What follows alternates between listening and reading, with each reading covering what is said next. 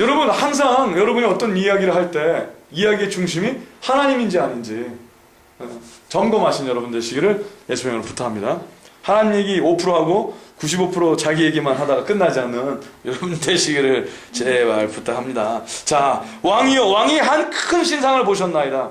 그 신상이 왕의 앞에 섰는데 크고 광채가 특심하며 그 모양이 심히 두려우니 그 우상의 머리는 정금이요 가슴과 팔들은 은이요 배와 넓적다리는 노치요 그 종아리는 철이요 그 발은 얼마는 철이요 얼마는 진흙이었나이다. 또 왕이 보신즉 사람의 손으로 하지 아니하고 뜨인 돌이 신상의 철과 진흙에 발을 쳐서 부서뜨리매 때에 철과 진흙과 놋과 은과 금이 다 부서져 여름 타작 마당에 겨같이 되어 바람이 불려 간 곳이 없었고 우상을 친 돌은 태산을 이루어 온 세계에 가득하였었나이다. 그 꿈이 이러한즉 내가 이제 그 해석을 왕 앞에 진술하리이다. 자, 왕의 꿈에 어떤 게 있었다고 그랬어요? 하나님께서 큰 어떤 스태츄, 어떤 큰 사람의 모습을 한 엄청난 거인의 모습을 한 큰 신전처럼 큰 신상을 봤다. 그러니까 신상을 봤다는 게 그냥 스태츄를 해서 그러는 거지 우상을 봤다는 얘기를 하는 건 아니에요. 큰 그때 신상이라 그러면 큰 스태츄를 얘기한 거예요. 큰 스태츄를 봤는데 그게 왕 앞에 섰는데 우상의 머리 부분은 완전한 정금, 가슴과 팔들은 은, 배와 넓적다리는 놋, 배와 넓적다리는 놋, 여기까지는 놋으로 되어 있다고 그러죠. 그리고 그 밑에 무릎서부터 이 발 바로 위에 올라간 데까지는 철, 나머지는 진흙과 철이 섞인 것처럼 이렇게 돼 있었다라고 얘기해요. 이 얘기를 했을 때 여러분 여러분이 느부갓네살 왕이라 봐요. 자기가 꾼 꿈을 정확하게 얘기해. 얼마나 놀랬을까. 아마 등골에 있는 이 머리털에 있는 모든 털들이 다 쫙 쓰면서 막 아주 지극히 그 감정이 격양된 상태가 딱 되겠죠. 아마 그 가운데 누가 기침이 됐으면 맞았을 거야. 그렇죠? 그냥 조용하게 땀을 쫙 삐직삐직 흘리면서 듣고 있는 거죠. 너무나 굉장히 두려운 마음도 있었을 거예요. 이 엄청난 어떤 사람은 저기 뭐 매해 점쟁이 찾아가는 사람들이 있다며요. 뭐 거기 가서 점쟁이가 이상한 소리 하면은 비슷한 소리만 해도 경기를 일으킨다고 그러는데 여긴 너무나 정확하게 그 과정과 그거를 정확하게 얘기를 하니까 얘기도 안 했는데 꿈풀이만 하는 게 아니라 꿈 자체를 얘기해 버리니까 와 얼마나 놀랐을까요. 그 꿈이 이러한즉 내가 이제 그 해석을 왕 앞에 진술하리이다. 왕이여 왕은 열왕의 왕이시라. 하늘의 하나님이 나라와 권세와 능력과 영광을 왕에게 주셨고 인생들과 들짐승과 공중의 새들 어느 곳에 있는 것을 물어나고 그것들을 왕의 손에 붙이사 다 다스리게 하셨으니 왕은 곧 그 금머리니이다. 왕이 바로 그 머리를 얘기하는 겁니다. 풀이하기 시작을 합니다. 그러니까 바벨론 문명 이 역사적으로 정확하게 그 바벨론의 그 역사적 히스토릭 팩트가 하나님의 말씀에 의해서 정확하게 일어난 것을 그가 미리 설명을 하기 시작을 합니다. 왕의 후에 왕만 못한 다른 나라가 일어날 것이요. 이 정확하게 여러분 아시다시피 이 바벨론 이 문화가 나중에 그 메데 바사 지금 뭐예요? 메데하고 페르시아죠. 페르시아라고 한국말로 얘기를 하고 영어로 펄시아라고 그러겠네. 페르시아라고 메데 페르시아로 나중에 나누게 됩니다. BC 331년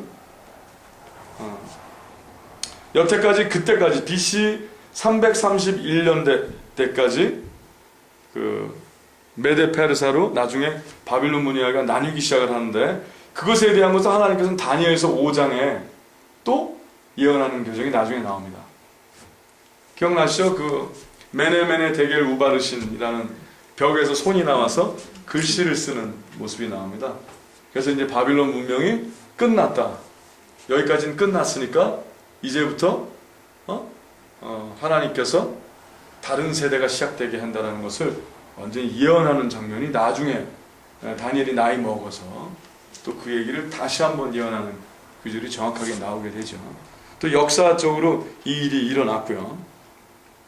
자, 왕의 후에 왕만 못한 다른 나라가 일어날 것이요. 셋째로 또 놋과 같은 나라. 이 놋과 같은 나라는 헬라 문명을 얘기하고요. 근데 재밌죠? 처음에는 왕, 금이 제일 비싸지 않습니까? 그 다음에 은이 좀 더 싸고, 그 다음에 이제 놋이. 근데 여러분 아시다시피 금이 은으로 바뀌고, 은이 놋으로 바뀌고, 은이 철로 바뀌었지만, 실질적으로 문화, 이 역사가 바뀌어가면서, 이 부요함은 점점 누리는 부요함은 적어집니다. 금을 누리다가 은을 누리다. 그 대신 무력의 힘은 점점 커집니다. 그때 이제 또 재미있는 사실은 은의 모습이라고 했던 메디하고 페르시아 그때 화폐 단위가 처음으로 은을 사용한 화폐 단위가 역사적으로 쓴 세대가 그때입니다. 그래서 화폐 단위로 세금을 매기기 시작을 하고 세금을 걷어 올리는 그 물질의 힘을 사용을 해서 굉장히 부흥을 이루었던 세대이기도 하죠. 너무나 역사적인 해석을 그냥 그 자리에서 해버리니까, 근데 이 얘기를 듣고 있는 느부갓네살 왕은 앞으로 그 일이 일어날 건지 안 일어날 건지도 모르고 있는 상태입니다. 맞습니까? 그 대신 자기의 꿈을 정확하게 얘기하고 정확하게 해석한다는 그 자체만으로도 너무나 신비한 거죠. 그러니까 다니엘이 하는 얘기가 100% 크레딧이 되는 거죠. 아, 그 일이 일어나겠구나. 실제로 그 일이 일어나겠구나. 하고 받고 있는 중에 이제 계속 얘기를 하는 겁니다.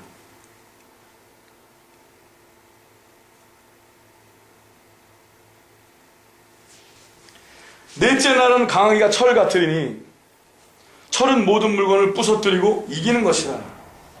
철이 모든 것을 부수는 것 같이 그 나라가 문나라를 부서뜨리고 빻을 것이며, 왕께서 그 발과 발가락이 얼마는 토기자기의 진흙이요 얼마는 철인 것을 보셨은즉 그 나라가 나눌 것이며, 왕께서 철과 진흙이 섞인 것을 보셨은즉 그 나라가 철의 든든함이 있을 것이나 그 발가락이 얼마는 철이요 얼마는 진흙인즉 그 나라가 얼마는 든든하고 얼마는 부서질 만한 것이며, 왕께서 철과 진흙이 섞인 것을 보셨은즉 그들이 다른 인종과 서로 섞일 것이나 피차에 합하지 아니함이 철과 진흙이 합하지 않음과 같으리이다.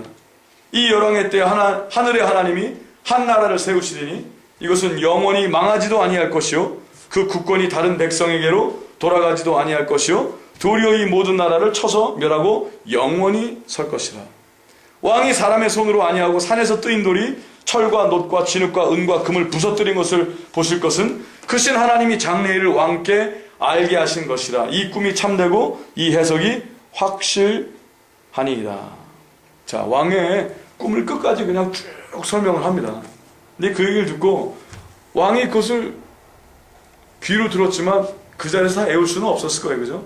근데 그 꿈 얘기를 정확하게 조리 있게 정확하게 어떤 꿈을 봤다는 것과 그 꿈의 뜻이 무엇인가를 쭉 얘기를 하니까 46절에 이에 느부갓네살 왕이 엎드려 다니엘에게 절하고, 와, 다니엘에게 절을 합니다.